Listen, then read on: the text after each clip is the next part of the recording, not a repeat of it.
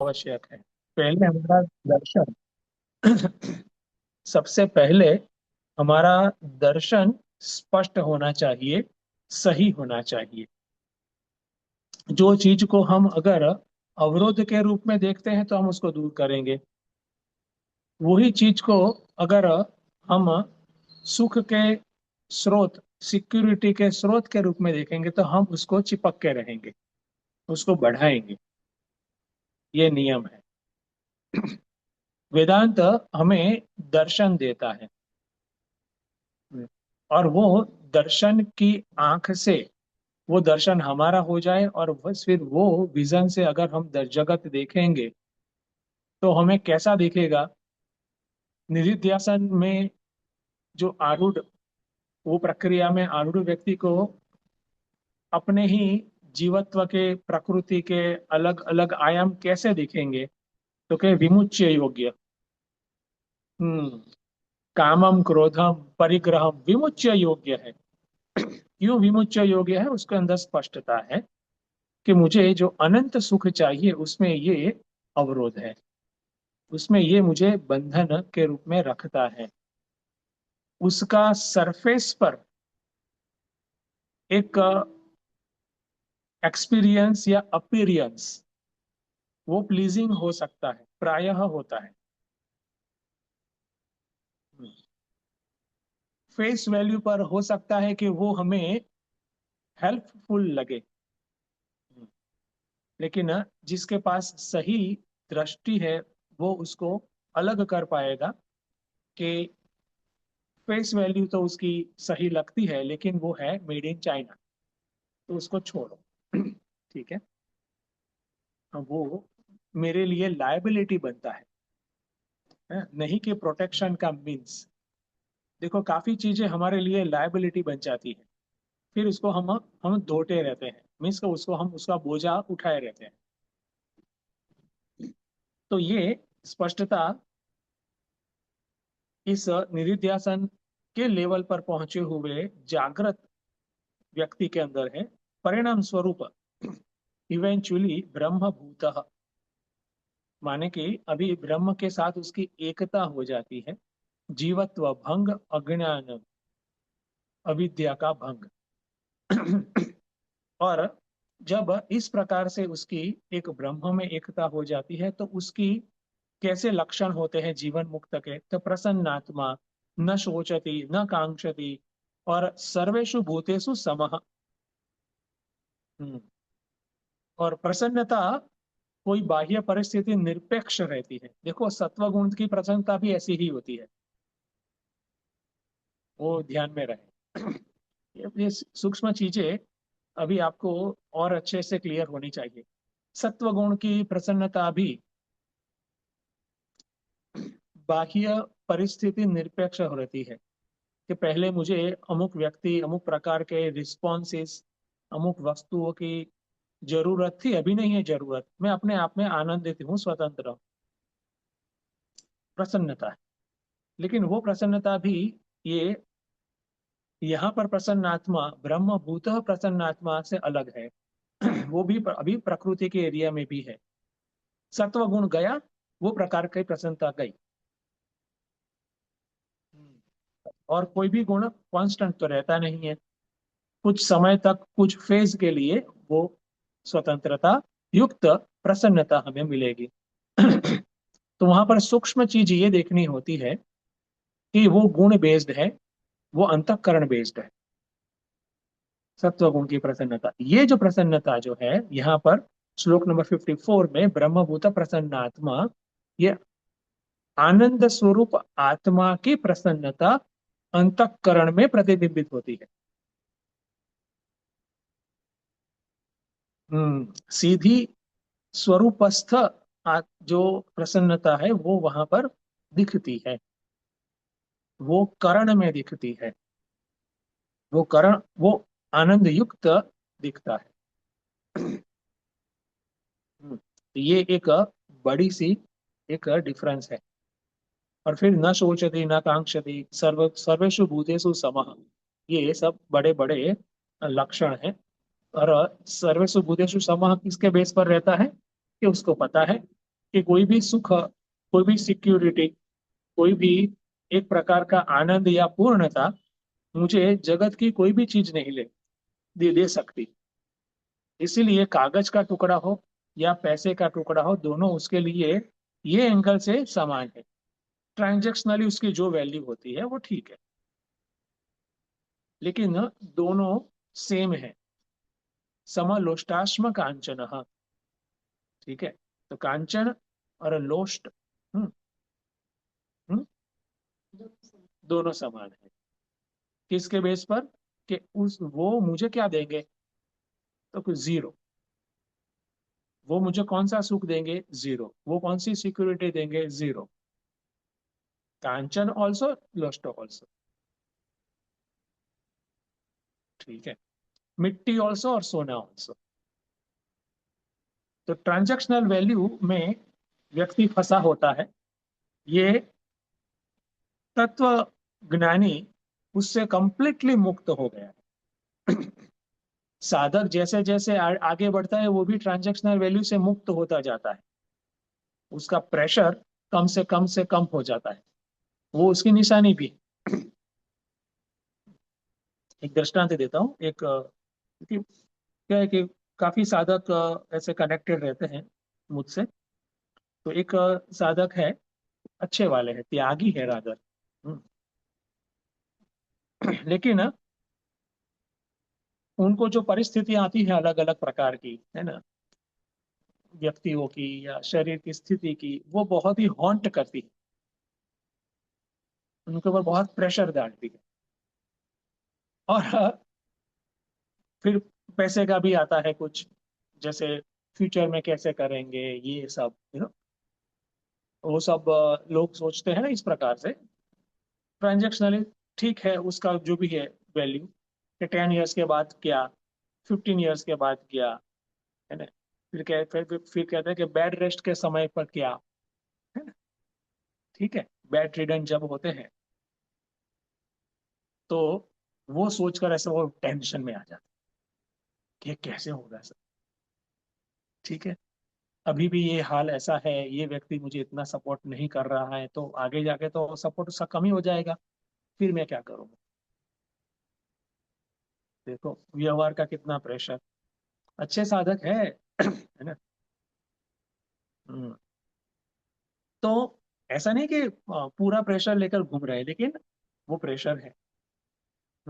तो पॉइंट क्या है, मैं कहना चाहता हूं कि जितना साधक आगे बढ़ेगा उतना व्यवहार का प्रेशर कम होगा।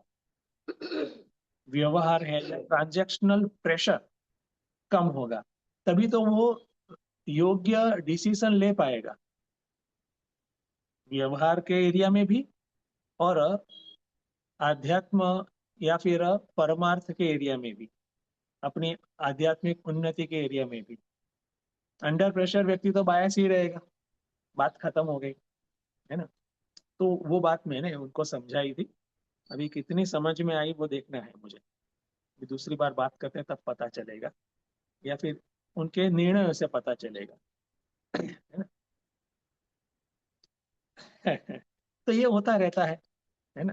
तभी मैंने एक और टॉपिक छेड़ा है, लेकिन कनेक्ट करता हूँ यहाँ पर प्रसन्न आत्मा, हम्म, है ना। तो ये परिस्थिति निरपेक्ष आत्मा की जो आनंद स्वरूपता है वो अंतःकरण में प्रतिबिंबित होती है, वो दिखता है। हाँ, वो अन्य को भी पता चलता है कि यार यहाँ पर कुछ और है ना। सत्व की प्रसन्नता आप दूसरी बार मिलने जाएंगे, हो सकता है उड़ गई हो। ठीक है। हो सकता है वो फिर तमस में चले गए हो, ग्लूमी हो गए हो, या फाइटिंग मोड में आ गए हो, वट एवर। यहाँ पर ऑलवेज, ठीक है। तो इतना इनफ है। और दूसरा एक बात है, हम्म, चलो आगे के श्लोक में ही लेते हैं दूसरी बात, बस काफी हो गया है। हाँ, स्वामी जी आपने जो कहा ना, जितना आगे बढ़ता है उतना योगक्षेमम वहाम्यहम के ऊपर उसकी श्रद्धा बढ़ती है। ये बात है। तभी वो संसार मतलब तभी वो व्यवहार छोड़ पाएगा, उसका प्रेशर हट जाए। प्रेशर। हाँ, सही बोले। योगक्षेमम वहाम्यहम, कर्म का जो नियम है ना, उस पर उसकी श्रद्धा बढ़ती है। और श्रद्धा बढ़ना कैसे लिए, किस प्रकार से, डिसीजन मेकिंग बेटर। श्रद्धा तो है, लेकिन ये भी होगा।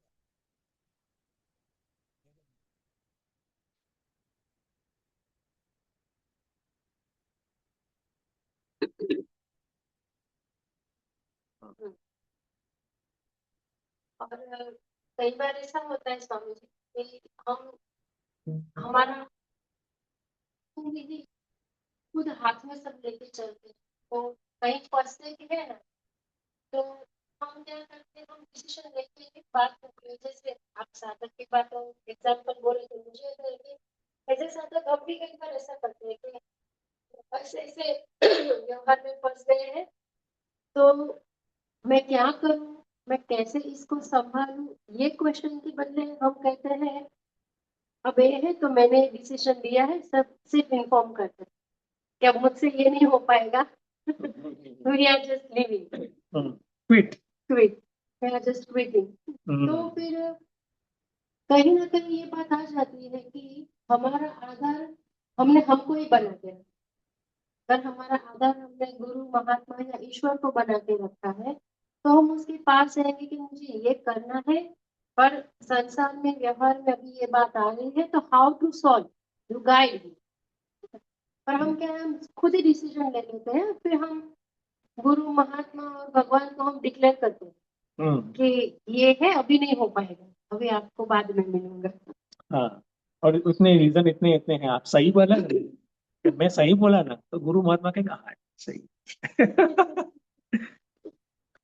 आई होप कि सबको सुनाई दिया है। हम्म।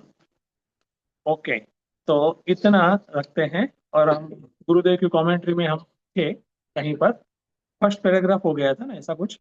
जी, बस हो गया। हम्म। ओके, स्वामी तो जी, आज, हाँ, हाँ वीणा बेन। मेरे कुछ प्रश्न है तो बाद में लेंगे। हाँ बोलिए। एक प्रश्न ऐसा था कि जो हम यात्रा में चल रहे हैं अभी, तो जो हमारे अवरोध है वो हमें दिखते हैं, लेकिन पूरी तरह से स्पष्ट जो देखना है उसके लिए हमें क्या करना है? स्पष्टता से देखना है जो हमारे अवरोध है, हमारे अंदर जो दिखता है, हमें बलम है, दर्पम है, अहम है, उसे स्पष्ट देखने के लिए क्या करना है? और देखो, दूसरा हाँ, हाँ, एक एक ले लेते हैं। अच्छा, देखो, स्पष्ट देखने के लिए पता है कि क्लियर है कि ऐसा है हमारे अंदर, दिख रहा है, मीन्स के है तो सही, सब में चोर है अंदर पड़े, है ना, लेकिन हमें दिखा, तो वी कॉन्ग्रेचुलेट अवर सेल्फ एक। और स्पष्टतया देखने के लिए देखो, वहां पर चाहिए quite alert and vigilant mind.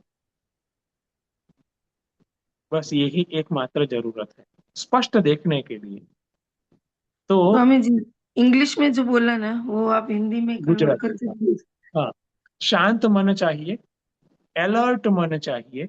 और विजिलेंट मन का मतलब है कि ध्येय के दिशा में जो सानुकूलता या प्रतिकूलता है उसको पहचाने। ठीक है, ऐसा मन ज्यादा से ज्यादा बनाना है। ओके, ध्येय की दिशा में सानुकूलता को भी पहचाने और प्रतिकूलता को भी पहचाने। That is needed. वो जितना होगा उतना ही काम होगा। दैट्स वाई अभ्यास के साथ साथ साधना आवश्यक है। मेडिटेशन आवश्यक है। मेडिटेशन से क्वाइट और अलर्ट माइंड बनता है। मेडिटेशन सक्सेसफुल हो उसके लिए मंत्र आवश्यक है। हवन आवश्यक है। सब इंटरकनेक्टेड है। और वो सब में हम सेट हो उसलिए सेवा आवश्यक है ना। हमारी पूजा भक्ति आवश्यक है, लेकिन कोर में इस प्रकार से जाएगा कि हमारी भक्ति है, दैनिक सेवा है ना, फिर ईश्वर सेवा और मानव सेवा, जीव सेवा, पंच महायज्ञ है वो, वो हमें उसका जो सत्व या अलर्टनेस या फिर सत्व रखेंगे, उसका जो परिपाक वो होगा कि हमारी साधना में हम ज्यादा स्थिरता आएंगे, गहराई आएंगे। मंत्र, हवन है, मंत्र है, और उससे ही मेडिटेशन बेटर बनेगा। मेडिटेशन बेटर बनेगा तब हमारा मन ज्यादा शांत बनेगा। ओके, तो ये एक लिंक है, उसको अच्छे से अंदर बिठाकर प्रयास यही करना है कि मन ज्यादा से ज्यादा QAV बने। ठीक है। हाँ, स्पष्ट हो गया। ऐसे। स्वामी जी एक्टिव अब मन दूसरा को प्रश्न था, पूजा बहन अभी कुछ कह एक्टिव रहे मैंने हैं? कहा, अलर्ट कहा मैंने, QAV, ए मीन्स अलर्ट। हाँ, ये सेकंड क्वेश्चन। भक्ति मार्ग में ज्ञान तो होता नहीं है, श्रद्धा के बल पर भक्ति ही होती है। तो ऐसे साधक को अक्षर ज्ञान भी नहीं होता, तो ज्ञान तो वो श्रवण से ही लेगा ना। तो वो श्रवण पर इतनी श्रद्धा है कि उसमें ऑटोमेटिक ज्ञान स्फुरित कब होता है और कैसे उसे ज्ञान मिलता है, तब जाके दोनों एक होते हैं ना।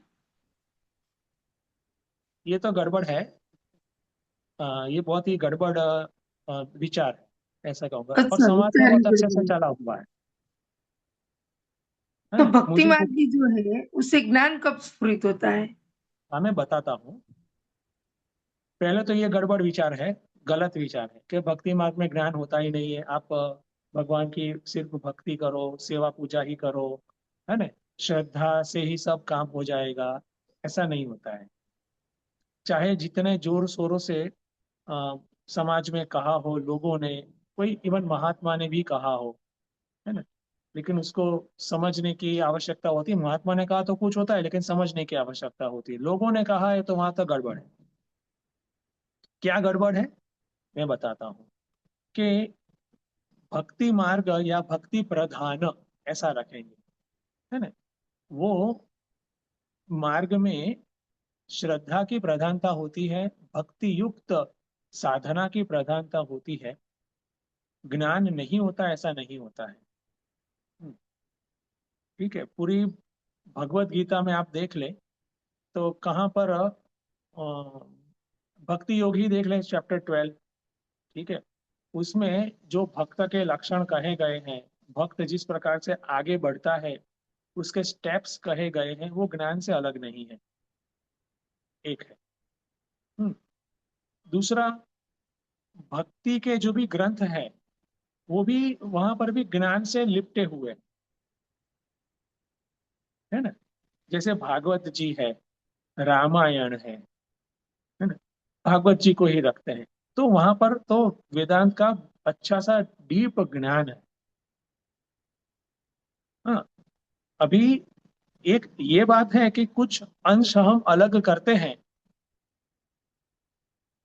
और फिर ओवर द इयर्स या फिर over the decades, over the centuries, हाँ, उसको डाइवोर्स डाइवोर्स कर देते हैं, डिवोर्स, है ना, कर देते हैं मुख्य धारा से।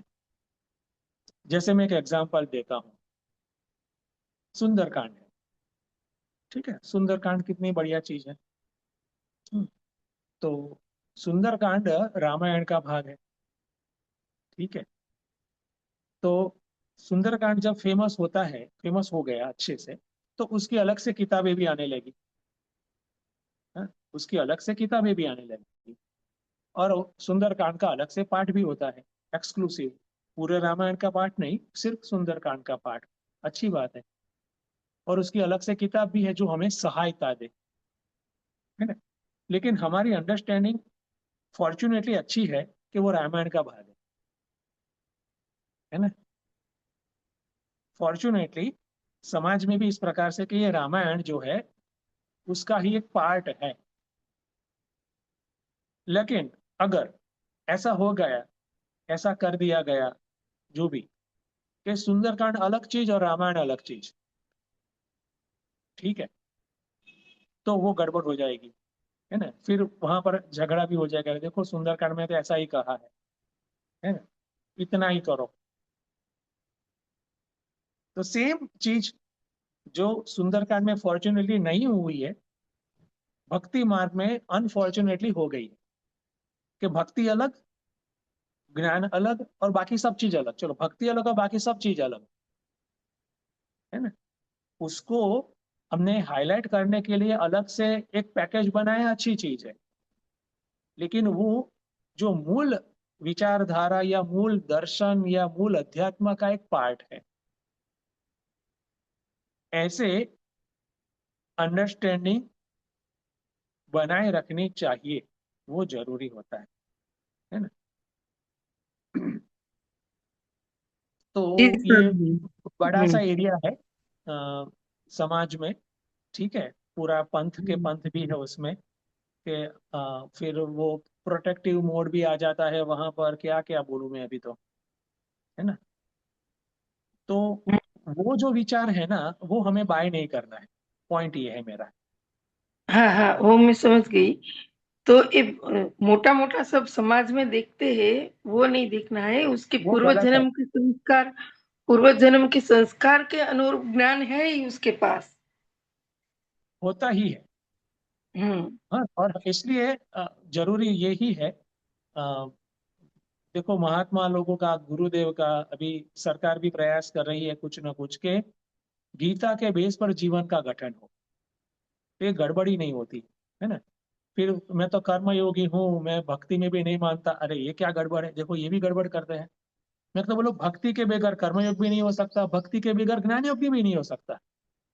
दोनों तीनों को हम समझने के लिए अलग कर सकते हैं, या फिर योग को भी ले ले, समझने के लिए अलग कर सकते हैं। लेकिन वो चारों इतने इंटरकनेक्टेड है कि उसको अलग ही नहीं कर सकते। कोई ऐसा थोड़ी बोले जाते मेरे मन में स्विच ऑफ कर दूसरी बुद्धि से, इम्पॉसिबल है। तो करेगा कि अपना काम। है ना। तो ये समाज में जो चल रहा है, तो हमें उसको बाय नहीं करना है, हमें उसको एक्सेप्ट नहीं करना है। गीता में देखो आप, है ना, महात्मा लोग क्या कहते हैं, वेदांत क्या कहता है ना। भक्ति के बगैर एक स्टेप भी, एक मिलीमीटर भी व्यक्ति आगे नहीं बढ़ सकता, 100%। है ना। और हम्म भक्ति और ज्ञान सब साथ साथ में ही जाते हैं, है ना। गुरुदेव का हमें स्टेटमेंट हमारे लिए पक्का रहता है। ठीक है, कोई क्रिया कोई भक्ति बोल देता है तो वो वहां पर वो आदमी गलत करता है।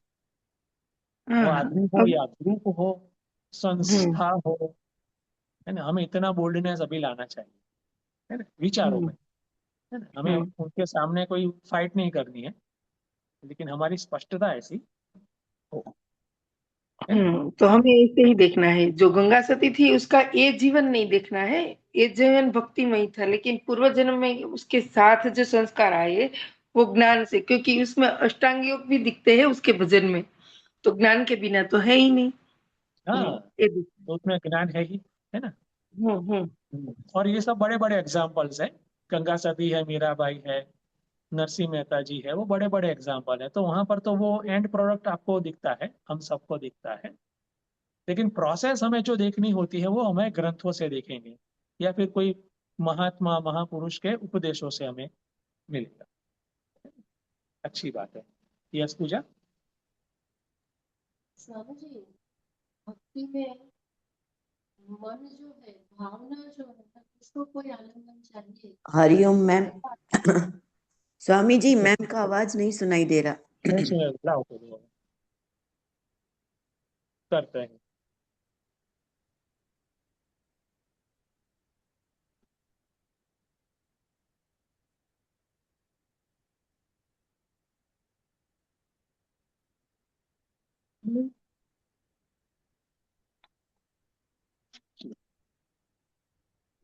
हरिओम।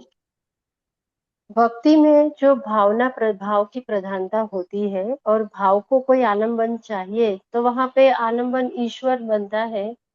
तो वहां डायरेक्टली जो ज्ञान दिखता है वो ईश्वर का दिखता है। यहाँ हम प्रयास करते हैं अलग तरीके से। भक्ति में ज्ञान, ईश्वर का ज्ञान लेना होता है कि ईश्वर क्या है, इष्ट क्या है, जिसकी मैं भक्ति कर रही हूँ उसका स्वरूप कैसा है। और फिर आगे बढ़ के वो ही मैं हूँ। फिर दोनों एक हो जाएंगे। जैसे पहले आईने में खुद को देखा, तो आईने में क्या दिख रहा है वो स्पष्टता हो गई, फिर एंड में वो पता चल जाएगा कि वो मैं ही हूँ। तो ऐसे मैं समझती हूँ स्वामी जी। हम्म, हाँ, अच्छी बात है। तो ये एक्चुअली थोड़ा रहता ही है ऐसा, क्योंकि अम, मन का एक एरिया है, वो भाव है वहां पर, फीलिंग्स है। तो और बुद्धि का एक एरिया है जहां पर विचार है, इन्वेस्टिगेशन है, सत्य अन्वेषण है। हम्म, तो थोड़ा थोड़ा रहता ही है, बस अंडरस्टैंडिंग में हमारे अंदर क्लियर हो कि भैया ये दोनों इंटरकनेक्टेड है, डाइवोर्स नहीं कर सकते। ठीक है। यस। बीना बेन क्लियर है।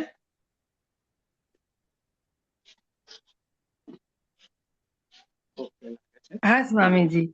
और एक दो बातें विचार शुद्धि की भी थी मेरी, कि जो ज्ञानी है वो पूर्ण का की चरम सीमा तक पहुंच जाता है। फिर गुण तो उसके वर्ताव में गुण गुण रहते हैं, लेकिन उस पर प्रभावित नहीं होते। बाह्य व्यवहार में गुण दिखते हैं लेकिन आंतरिक नहीं होते, ऐसा है ना? हाँ, गुण आंतरिक नहीं होते माने कि गुण तो गुण से ही व्यवहार होगा, हाँ। अभी। लेकिन ज्ञान जो ज्ञानी का है वो स्पष्ट है कि मैं ये त्रिगुण वाला अंतःकरण नहीं, मैं हम्म। उसको उसको चलाने वाला चैतन्य हूँ, और वो अनंत है। बस। विचार ऐसा स्पष्ट हो गया। और एक दूसरी बात थी परिग्रह के बारे में, कि हम अपरिग्रह करेंगे तो इनकम का स्रोत जो बंद हो जाता है कुछ उम्र के बाद, तो तब हमें ऐसा सोचे अपरिग्रह करना है तो जीवन कैसे चलाएंगे? तो वो उसके लिए जो रखते हैं पैसा वो भी परिग्रह कहलाएगा। एक्चुअली अपरिग्रह जो है ना, हमारे एक हकीकत ऐसी होती है कि अपरिग्रह या फिर कोई परिग्रह या फिर व्यवस्था, परिग्रह या फिर व्यवस्था वो हमारी कक्षा अनुसार होती है, इवोल्यूशन की कक्षा अनुसार होती है। तो जैसे जैसे हमारे अंदर एक ग्रेजुएशन या फिर एक परिपक्वता आती है, वो परिपक्वता के आधार पर हमें दर्शन करते हैं हमारे जीवन का कि क्या हमें अभी नहीं चाहिए, उसको छोड़। ठीक है। अपरिपक्व व्यक्ति अगर परिग्रह छोड़ेगा तो प्रॉब्लम है ना। इसलिए ये पर्सनल डिस्क्रिशन या फिर व्यक्तिगत विवेक का बहुत ही यहाँ पर योगदान, उसके बेस पर ही निर्णय लेने होते हैं।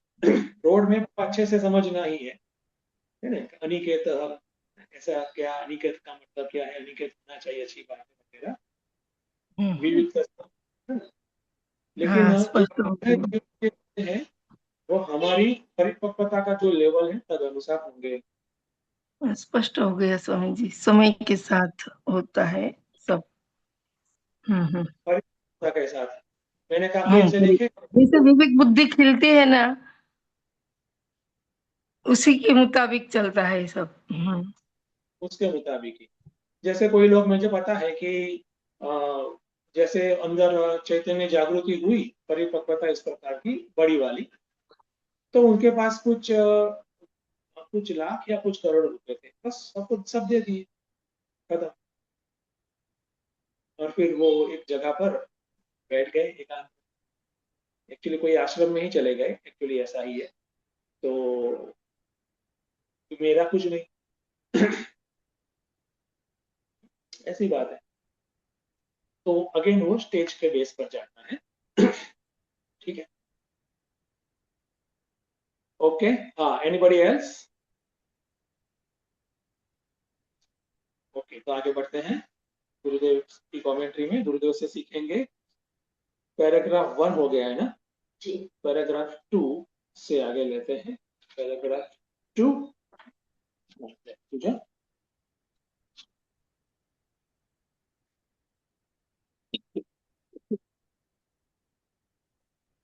कृत्रिम शांति को स्वाभाविक शांति में परिवर्तित करने के लिए शारीरिक प्रयत्नों की आवश्यकता नहीं होती। इसके लिए तो मन की सतत सजागता की ही अपेक्षा होती है। प्रायः यह देखा जाता है कि कर्तृत्व के अभिमान का त्याग करने पर भी साधक में यदि वैराग्य की कुछ न्यूनता हो तो उसके मन में भोक्तृत्व का अभिमान उत्पन्न हो जाता है। इसी भोक्तृत्व अभिमान के कारण अनेक साधक गण पुनः भोग में आसक्त हो जाते हैं। इसलिए साधक को अति अधिक सजग रहना चाहिए। कर्तृत्व और भोक्तृत्व इन दोनों का नाश होना अनिवार्य। स्वामी जी कल पहले पैराग्राफ में लास्ट में गुरु ने कहा था कि प्रयत्न पूर्वक प्राप्त की गई शांति स्वरूप अनुभव से स्वाभाविक बन जाती है।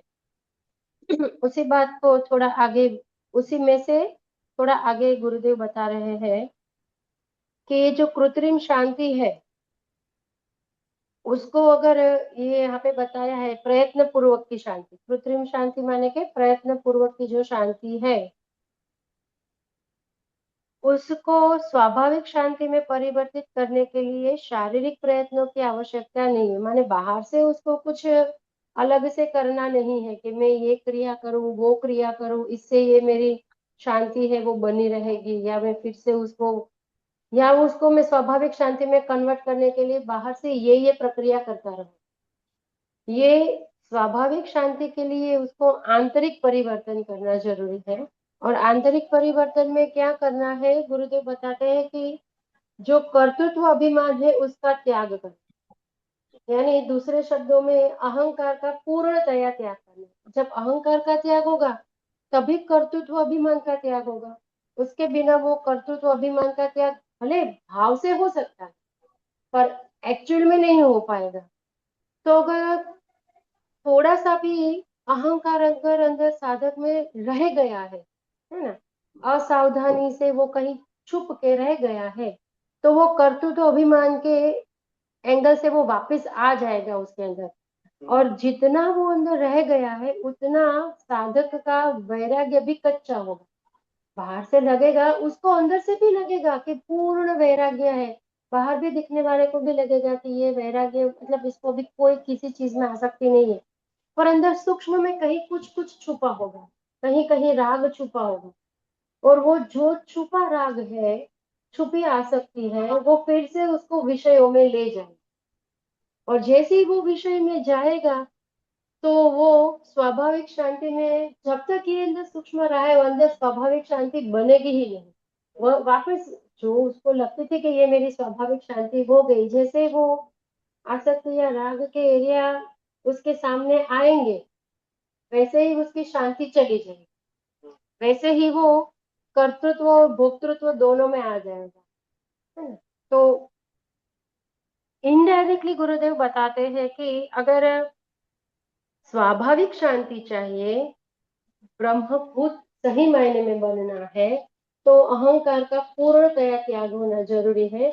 जब अहंकार का पूर्णतया त्याग होगा तभी कर्तृत्व अभिमान का पूर्णतया त्याग हुआ माना जाएगा, और तभी आसक्ति का भी पूर्णतया त्याग हुआ माना जाएगा, और वही सही मायने में वैरागी कहा जाएगा।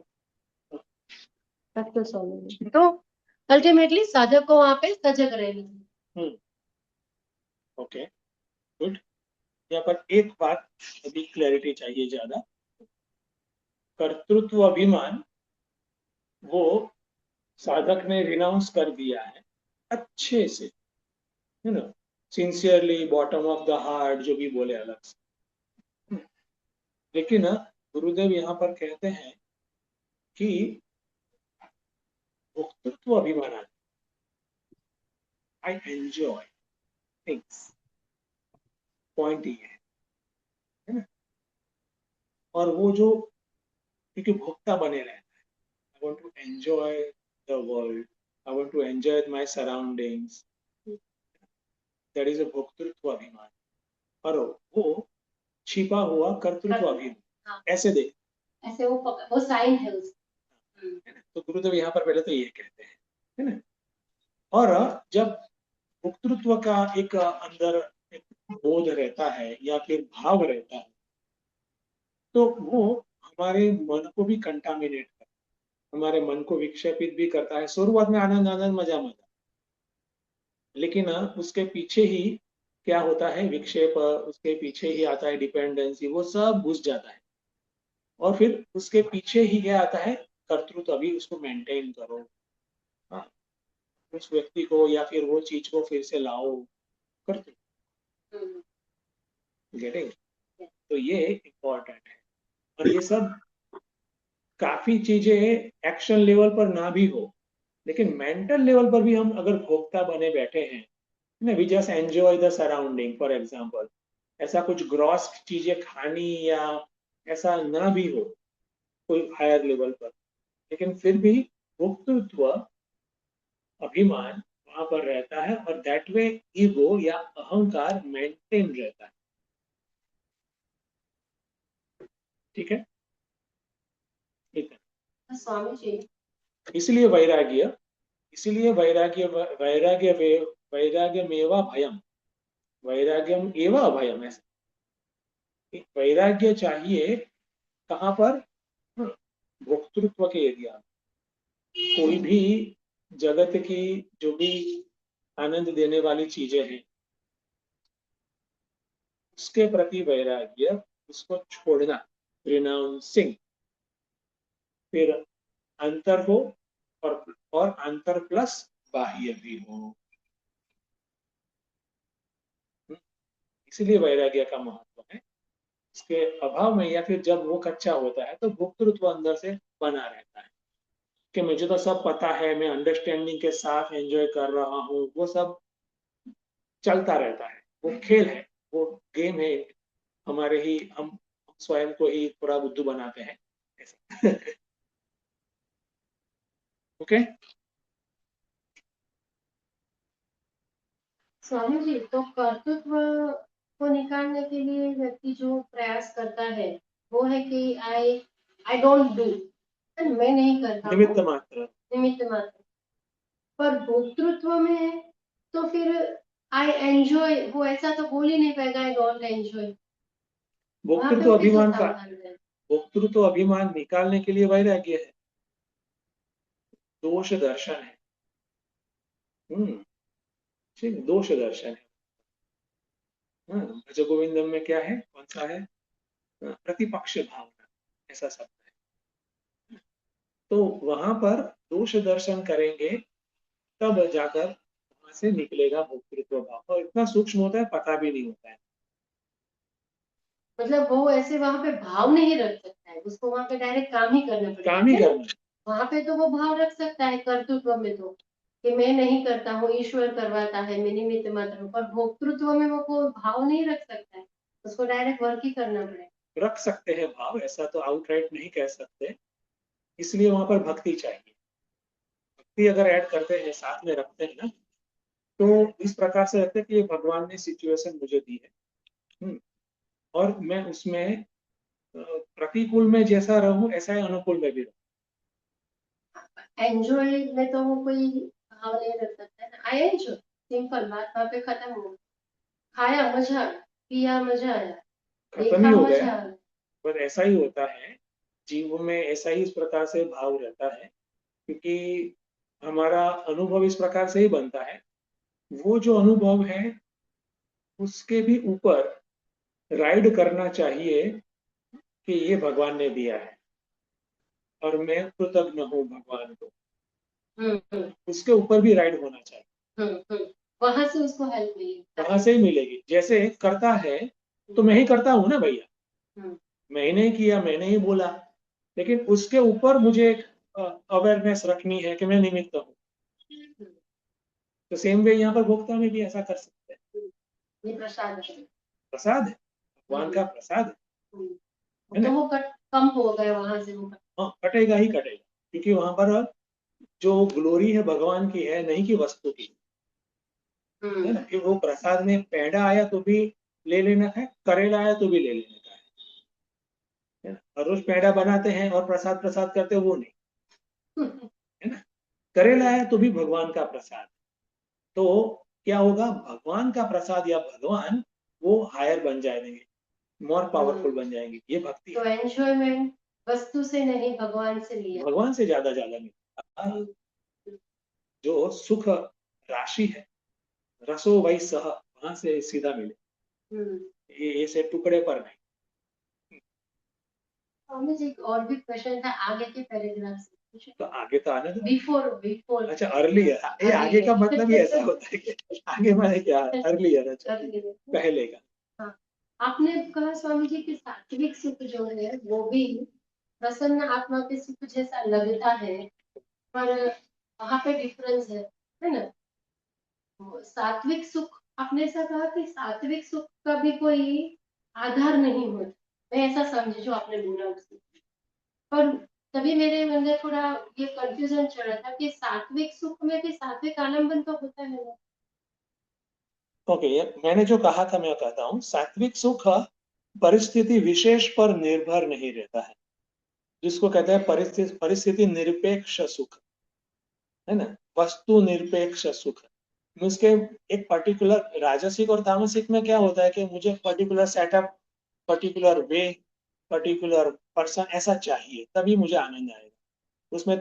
इसमें उसमें जितना सेटअप कम हो गया उतना आनंद मेरा कम। सात्विक सुख कैसा है, अंतःकरण की ऐसी स्थिति है, अंतःकरण की निर्मल बैलेंस्ड स्थिति ऐसी है कि परिस्थिति निरपेक्ष सुख। क्लियर? हाँ, तो दूसरा कुछ नहीं, बस ऐसे ही नहीं। ओके, मेरे अंदर रेफरेंस चल रहा था 14 रत्न वाला, तो मैं थोड़ा थोड़ा कंफ्यूज हो गई थी, कभी वो क्लियर हो। ओके, आगे बढ़ते हैं, नेक्स्ट पैराग्राफ। कौन पढ़ेगा? कृष्णा बेन छे?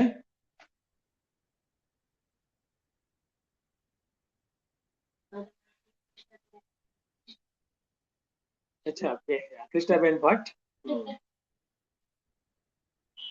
નથી લાગતા। ઓકે, પ્રિયા?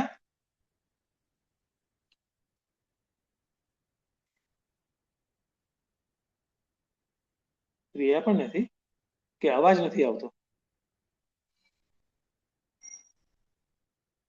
ઓકે, રજની? हरिओम स्वामी जी। हाँ, હવે स्वामी આવે प्रिया। थोड़ो सेल में प्रॉब्लम। इस श्लोक में प्रयुक्त ब्रह्मभूत शब्द उस साधक को दर्शाता है जिसने अध्यात्म शास्त्र का श्रवण और मनन करके अपने ब्रह्म स्वरूप को पहचान लिया है। इसका अर्थ यह नहीं हुआ कि उसने ब्रह्म स्वरूप में निष्ठा प्राप्त कर ली है, तथापि इस ज्ञान के कारण मन के विक्षेपों की संख्या घटती जाती है। उपाधि तादात्म्य से ही विक्षेप उत्पन्न होते हैं, परंतु विवेकी पुरुष का प्रयत्न उस तादात्म्य की निवृत्ति के लिए ही होता है। जिस मात्रा में वह अपनी विवेकी स्वरूप का भान बनाए रखने में समर्थ होता है, उसी मात्रा में उसका अंतःकरण प्रसन्न अर्थात शांत, शुद्ध और स्थिर रहता है। तो यहाँ पे आगे ही जो है विचारधारा को आगे गुरुदेव जो प्रोसीड करते हैं तो बोलते हैं कि यह जो ब्रह्मभूत साधक है, तो उन्होंने जो है आत्मा का ज्ञान प्राप्त कर लिया है। कैसे प्राप्त कर लिया है? तो वेदांत के श्रवण एवं मनन से जो है उन्होंने जो है ज्ञान की तो प्राप्ति हो गई है, लेकिन उसमें अभी स्वरूपस्थ नहीं हुए हैं ऐसे। तो वे जो है इन द प्रोसेस में है।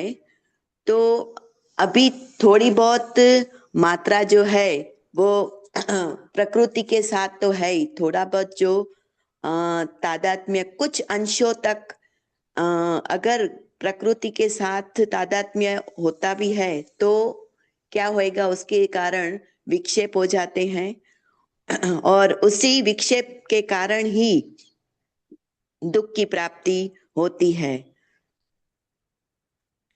तो उनको जो है ये विवेक के साथ ही ये तादात्म्य जो हल्का सा भी जैसे बोलते हैं ना, वो भी जो निग्लिजिबल अमाउंट में जो उनका तादात्म्य रहता है, तो उनको वो सतर्कता से वह बिल्कुल नलीफाई करना है, और उसी से ही उनको मन की शांति और जो स्थिरता प्राप्त होती है। हरिओम स्वामी। हरिओम। गुड। हाँ, तो ब्रह्म भूत को अभी यहाँ पर बहुत एक सूक्ष्म आयाम के साथ बताया है। Okay. तो एक्चुअली जैसे कर्मयोग के अलग अलग लेवल हैं, भक्ति में अलग अलग काफी अलग अलग सूक्ष्म आयाम आ सकते हैं या है ना।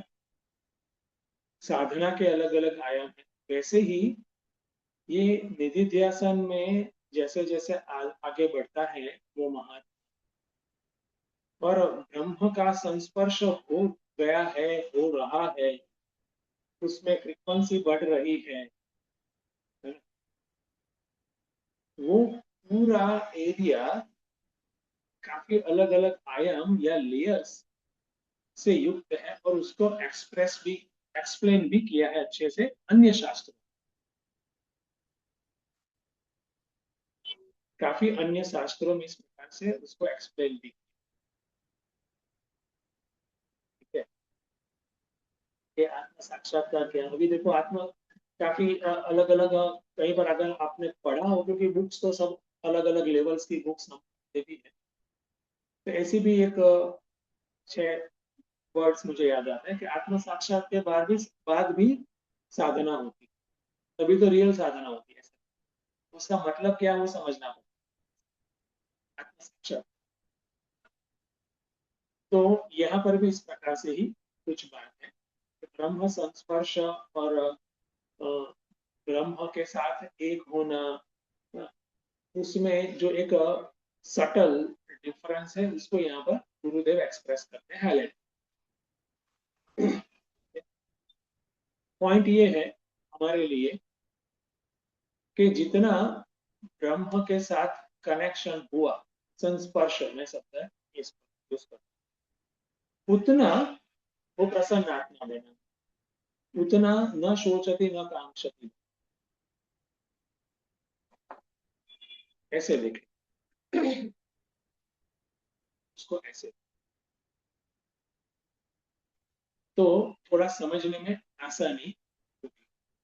कनेक्शन थॉट का किस प्रकार से, या फिर क्या कहना चाहिए इस भगवान की विवक्षा, वक्तुम इच्छा, विवक्षा क्या है, ठीक है। तो उतनी जो उसकी इफेक्ट, ब्रह्म संस्पर्श की इफेक्ट निधिध्यासन में जितना आगे बढ़ा है, उसकी इफेक्ट उसके अंतःकरण में, उसके जीवन में मिलेगी। तो पहले कहा था कि जितनी आप कमाई करते हैं उतना आपको उसका रिजल्ट दिखता है।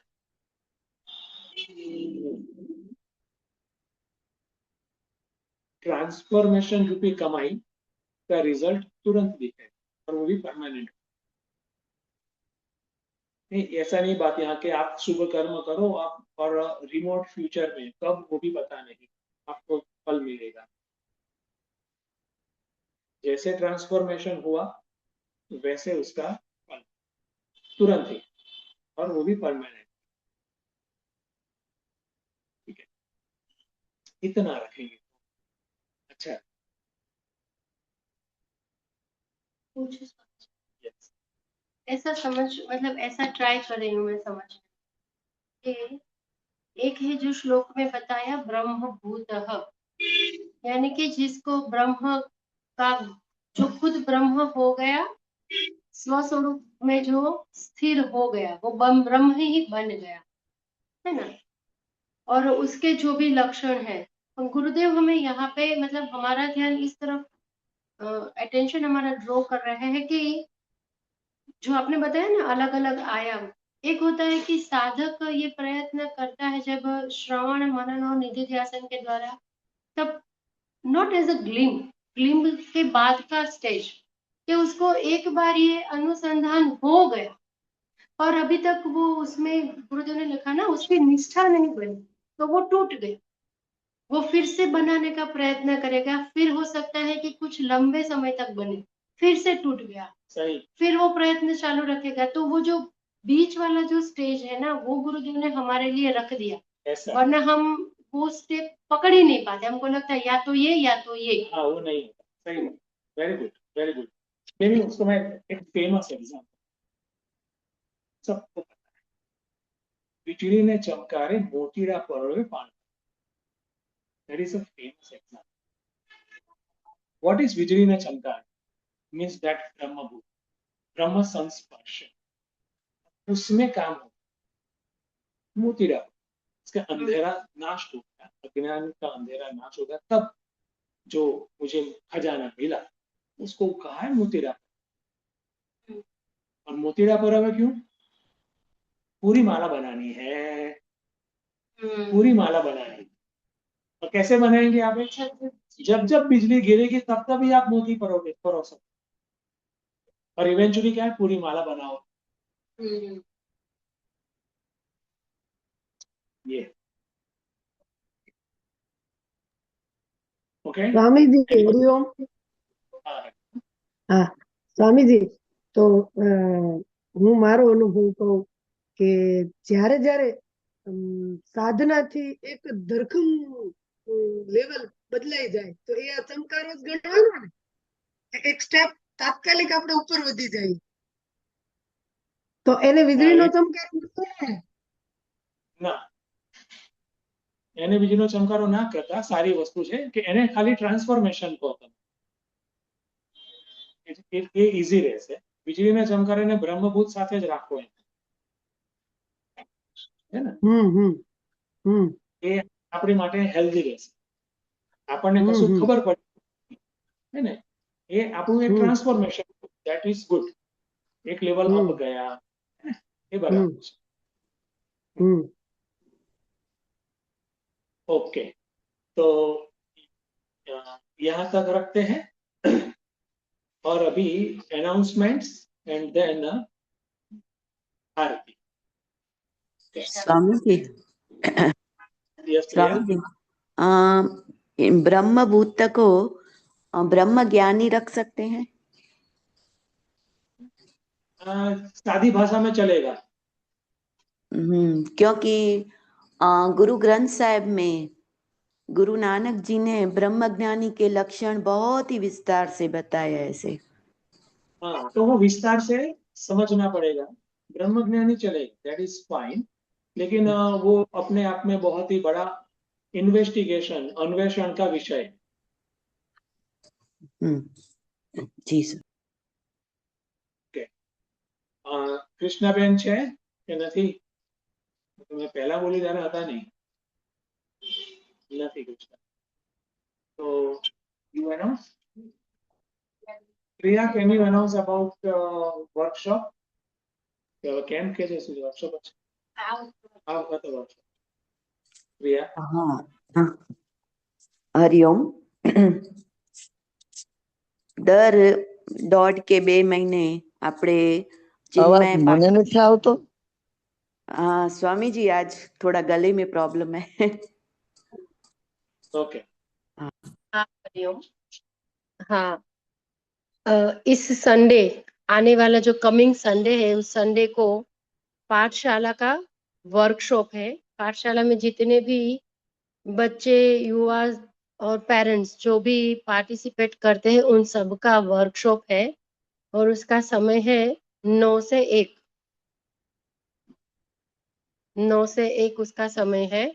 तो आप सब उसमें, आपके परिवारजन भी, आपके मित्र भी, आपके घर के बच्चे भी, सब लोग आप उसमें आए और उसमें पार्टिसिपेट करें और उसका आनंद लें। अगर आप रेगुलर पाठशाला के स्टूडेंट्स हैं, so you can come directly, it's okay.